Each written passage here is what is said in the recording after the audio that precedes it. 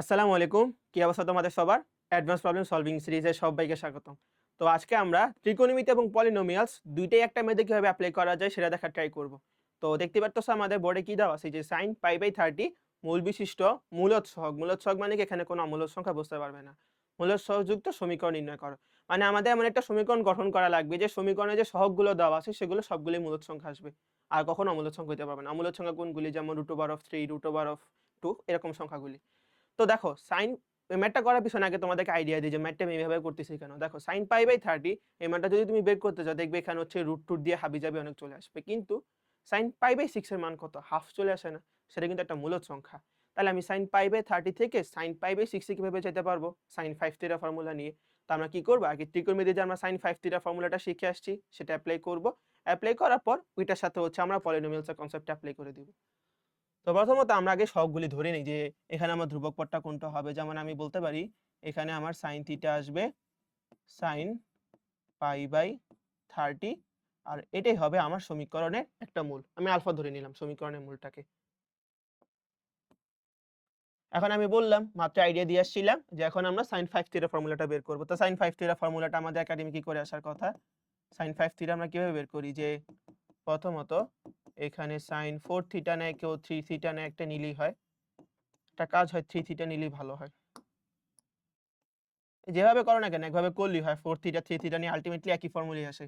sin 3θ plus 2θ।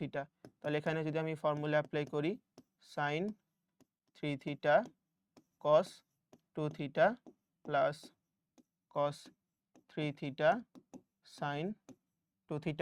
এখন sin 3θ formula যদি apply করি 3 sin θ minus 4 sin cube theta. আর cos 2θ এর মানটা কত চলে আসে? 1 মাইনাস 2 sin স্কয়ার থিটা আর sin 2θ র ফর্মুলা এপ্লাই করলে 2 sin থিটা cos থিটা। আর cos 3θ র ফর্মুলাটা কি হয়? যে 4 cos cube theta minus 3 cos theta এটা চলে আসে। এখন মোটামুটি আমরা এখান থেকে ক্যালকুলেশন স্টার্ট করে দিই। যেমন এটাকে আমরা লিখতে পারি 3 sin থিটা মাইনাস 3 দুগুণে 6 sin কিউব থিটা দেন হচ্ছে minus 4 sin cube theta plus 8 sin two the power 5 theta এটা আসলো। এখন দেখো ভিতর থেকে একটা cos থিটা কমন নেওয়া যায় না? ভিতর থেকে যদি আমি একটা cos থিটা কমন নিয়ে আসি, একটা কাজ করি cos থিটা কমন নিই। তাহলে এখান থেকে cos থিটা কমন নিলে আসবে cos স্কয়ার থিটা। আর cos স্কয়ার থিটাকে আমরা লিখতে পারি 1 মাইনাস sin স্কয়ার থিটা। আর এখানে তাহলে থাকবে কি 4 cos স্কয়ার থিটা মাইনাস 3। তো 4 cos স্কয়ার থিটাকে আবার লেখা যায় 4 মাইনাস 4 sin স্কয়ার থিটা মাইনাসের 3 এতটুকু পর্যন্ত চলে আসলো। দেন এখান থেকে ফার্দার যদি ম্যাথটা করি 3 sin থিটা মাইনাসের 6 sin cube theta minus 4 sin cube theta plus 8 আর এখান থেকে আসবে 2 sin থিটা। এখন এগুলির সাথে সবগুলি গুণ দিতে থাকি। যেমন 2 sin theta minus 2 sin cube theta আর এখান থেকে আসবে 1 মাইনাস 4 sin স্কয়ার থিটা। মোটামুটি এটা আসলো। এখন তার পরবর্তী একটু যাই সামনে।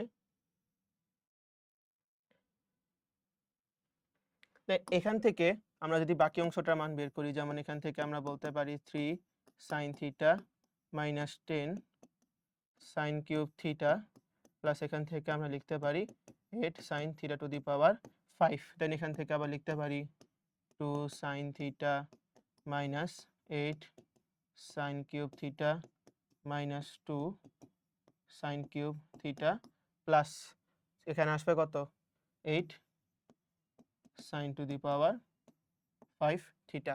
এখন যদি আমি সবগুলো যোগ দিয়ে দিই, সবগুলো যোগ দিলে দেখবো আসতেছে 16 sin two the power 5 theta minus এখান থেকে আসতেছে কত 2 sin থিটা মানে এখান থেকে যোগ করলে সর্বমোট আসবে 20 sin কিউব থিটা 2 আর 3 যোগ করলে 5 এখানে আমাদের 5 sin থিটা চলে আসতেছে। মোটামুটি আমরা এতটুকু পছন্দ করা শেষ। এখন এই জিনিসটার যে মানটা সেটা তো আমাদের sin 5 থিটার সমান। অবশ্যই তো, কারণ আমি এটা ধরে প্রমাণ করে আসছি। এখন আমি sin থিটার জায়গায় কি বসাতে পারবো? আলফা বসাতে পারবো না?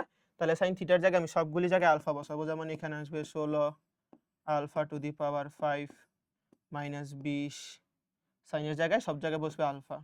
আলফা কিউব, তারপর এখানে আসবে 5 আলফা, আর sin 5 থিটা মানে কি? হাফ চলে আসবে। কারণ sin 5 থিটা আমি যদি করি এখান থেকেই, যেমন আমি যদি sin 5 থিটার মানটা বের করি, সেটা আসবে sin π/6, আর π/6 এর মান কত? হাফ চলে আসে। এখন আমি ফার্দার সিম্পলিফিকেশন করব। আমাদের সমীকরণগুলো যেহেতু x হিসেবেই থাকে, তো আমি আলফার জায়গায় x বসিয়ে দিব, আর এখানে হাফটা গুণ দিয়ে সবগুলোকে একপাশে নিয়ে আসি। তো সেরকম যদি করি তাহলে আসবে 32 x to the power 5 minus আর হচ্ছে 40 x কিউব প্লাস এখানে আসবে হচ্ছে 10x minus 1 is equals to 0। তো মোটামুটি দেখতে পারতেছো আমরা এখানে কি করলাম, যে sin π/30 আমাকে বলছে মূলদ ছক বিশিষ্ট সমীকরণ আনতে। আর আমি তো sin π/30 দিয়ে মূলদ ছক বিশিষ্ট সমীকরণ জীবনে আনতে পারবো না, কারণ π/30 দেখবে একটা রুট যুক্ত হাবিজাবি দিয়ে অনেক কিছু চলে আসবে। এখন এখান থেকে যদি একটু খেয়াল করে যাই, এটা থেকে যদি আমি 5 দিয়ে গুণ দিয়ে দেই, 5 দিয়ে গুণ দিলে আমার হাফ চলে আসতেছে। দেন আমরা sin 5 থিটা ফর্মুলাটা আমি এখানে 3 থিটা প্লাস 2 থিটা দিয়ে করছি, অনেকে 4 থিটা দিয়েও করতে পারো, চাইলে ওই তো আগাও কোনো প্রবলেম নেই। আসার পর দেন দেখবা লাস্টে এই পর্যন্ত আসতেছে। এই জিনিসটার মান sin 5 থিটার সমান, আর sin 5 থিটা আমরা জানি কি? হাফ। দেন আমি আলফা ধরে নিয়েছিলাম মূলটাকে, ওই আলফার জায়গায় যদি x পুট করো তাহলে হচ্ছে তোমার মূলদ ছক বিশিষ্ট সমীকরণটা চলে আসবে। তো আশা করি সবাই ম্যাথটা বুঝতে পারছো। তো এরকম টাইপের আরো কনসেপচুয়াল ম্যাথ বোথ হচ্ছে ম্যাথমেটিক্স এন্ড ফিজিক্স এর হচ্ছে আমার যে চ্যানেলটা আছে লিমিটলেস মোশন, এবং পাশাপাশি হচ্ছে ফেসবুক পেজে আপলোড হতে থাকবে। তো এরকম টাইপ অফ কন্টেন্ট পাওয়ার জন্য ইউটিউব চ্যানেলে সাবস্ক্রাইব করে যুক্ত হয়ে যাও, এবং লিমিটলেস মোশন পেজও ফলো দিয়ে রাখতে পারো। দেখা হচ্ছে নেক্সট ভিডিওতে।